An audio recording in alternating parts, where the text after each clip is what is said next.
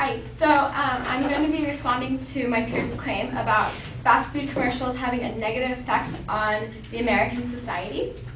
Her secondary claims were fast food commercials target the young American generation, meaning the kids who watch like daytime television.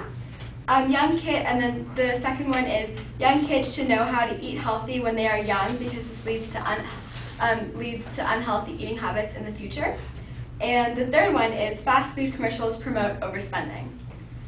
So my response to her first claim is that she stated that a personal observation that fast food chains persuade children with toys or fun-shaped chicken nuggets. Well, this can be concluded as insufficient evidence due to a lack of information on how many fast food joints she went to obtain this information.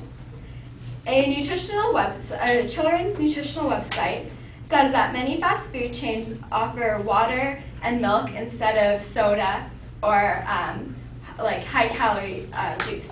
And also they have a substitution for apples instead of chips for a side. Many of you guys have seen that Kim Kardashian, the sexy salad ad for Carl's Jr. that aired late in December 2009. It boosted sales and appealed to the 18 to 34-year-old male target market instead of the younger crowd.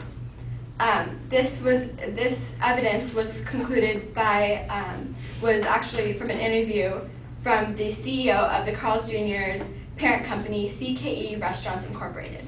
Also in the interview, they stated that Taco Bell has a fresco menu dedicated to appealing to women's healthcare needs. My response to her claim two was, my opponent has stated that our culture relies on fast food. However, healthy food is more expensive for low-income families. In the movie Food Incorporated, which is the co-producer Eric Schlosser, who also wrote the book Fast Food Nation, he interviews a low-income family that many times relies on fast food for their family of four. They have to rely on fast food because buying healthy food is way too expensive. For example, in the movie they showed the family went out to a grocery store, and a head of broccoli was about like $1, and then other fruits and vegetables were a lot more expensive, and their bill would be a lot higher for one meal for all four of them, other than to go to a fast food restaurant, which they could get everything for like around $10. So, they also showed their daughter, she was the youngest one, and she wanted to eat healthy, but they just couldn't afford it. According to the U.S. Agriculture Department, between 1985 and 2003, the cost of fruits and vegetables rose by 120%, while the cost of soft drinks, sweets, and sugar rose by less than 50%. This is because all the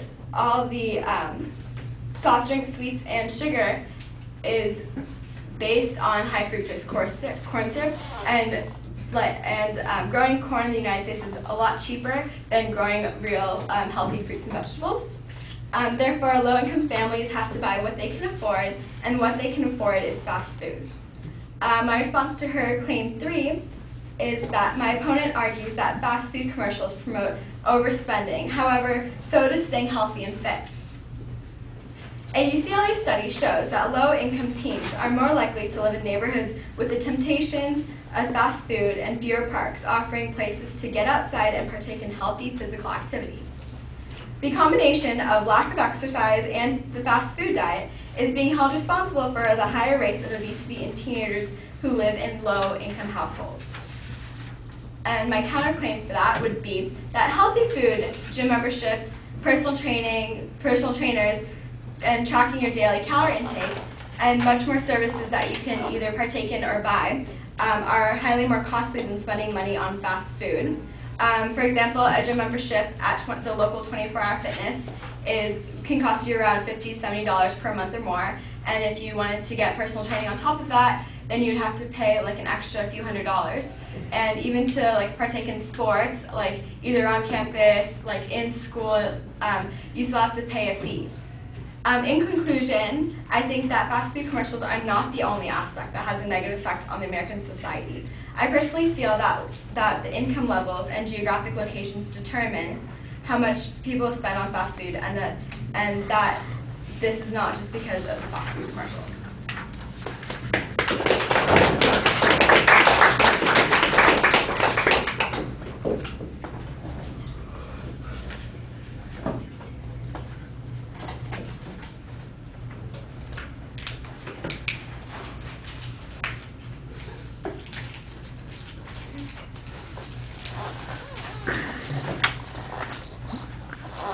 All right, the main and secondary claims are labeled. I think that your secondary points were actually a little bit clearer than the main claim, so it's kind of awkward. But when you got to the supporting points, your signposting was all fine, so we knew where you were at any given point. There's a challenge on the sufficiency of evidence on that first point, but you don't explain why the advocate's evidence is problematic, and then you kind of come up with some alternative illustrations. And I guess the argument here is that there are in fact healthy alternatives, and you have a couple of examples of your own. I think you need to give us a little bit more of an explanation about how we should compare the examples that you present to the one that the advocate presented. On the cost issues, you're basically arguing a counterclaim on this, and it's a pretty important counterclaim. There's not much analysis of the advocate's evidence or reasoning on this particular point. Mostly what you do is you develop your own argument about what the cost issues are, and in fact you use some pretty reasonable information, although I'm not exactly sure that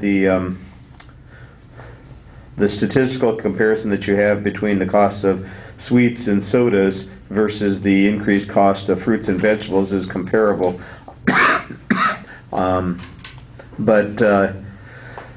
At least it's a statistic that gives you some way of trying to make a comparison. But there's no explanation about pardon me, how that affects the claim that the advocate was presenting, and I think that needs to be a little bit sharper. On the third point, I'm not sure that your argument here is mutually exclusive with the point that the advocate is making. Their position might be true regardless of what you've said on this issue, and I'm not sure how it undermines the general argument that they are presenting. You present some good explanations and reasons why your position is valid, but I didn't think it was very clear, like I said, pardon me, about how it prevents us from accepting the claim of the advocate on that point. Thank you.